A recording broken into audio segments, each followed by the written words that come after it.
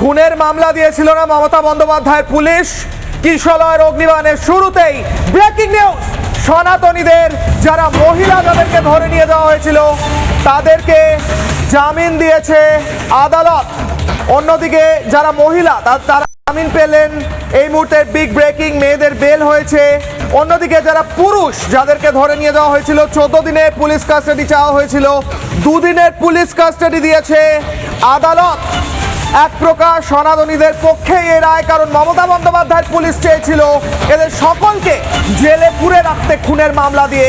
কিন্তু কিশলয়ের অগ্নিবাণে এই মুহূর্তে ব্রেক করছি, সনাতনীদের বড় জয়। সমস্ত মহিলা 19 জনের মধ্যে যতজন মহিলা তাদেরকে বেল দিয়েছে আদালত। অন্যদিকে যারা পুরুষ তাদেরকে মাত্র 2 দিনের পুলিশ কাস্টাডি দেওয়া হয়েছে। সরাসরি যাব ইন্দ্রাশিসের কাছে। ইন্দ্রাশিস, কিশলয়ের অগ্নিবাণের দর্শকদের জানাও, সনাতনীদের বিরুদ্ধে যে চক্রান্ত করছিল মমতার পুলিশ, এক প্রকার সনাতনীদের জয় হলো। মহিলারা বেল পেয়েছে, পুরুষদের মাত্র 2 দিনের পিসি।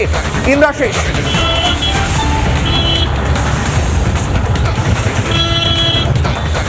একেবারে দেখো, আজকে শুনানি চলে এবং শুনানির শেষে কিছুক্ষণ আগেই কিন্তু বিচারক যে রায় দিয়েছেন যে 12 জন যারা পুরুষ রয়েছে তাদেরকে কিন্তু 2 দিনের পিসি অর্থাৎ পুলিশ হেফাজতে নির্দেশ দেওয়া হয়েছে এবং যারা মহিলা যারা রয়েছেন তাদেরকে কিন্তু বেল দিয়ে দেওয়া হয়েছে অর্থাৎ জামিন দেওয়া হয়েছে। এবং এই মুহূর্তে সনাতনী হিন্দু যারা গতকাল থেকে লড়াইটা করছেন এবং যে অভিযোগ উঠতে শুরু করেছিল যে তাদেরকে একবার চক্রান্ত করে এই কেস দেওয়া হয়েছে, আমি কথা বলবো কিভাবে দেখছেন এই বিষয়টাকে?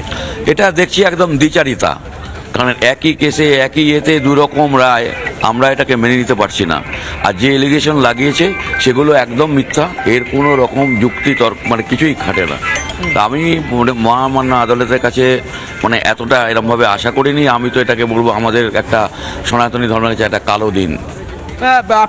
আপনাদের কি চক্রান্ত করে এইভাবে কেস দেওয়া হয়েছে? কি বলছেন?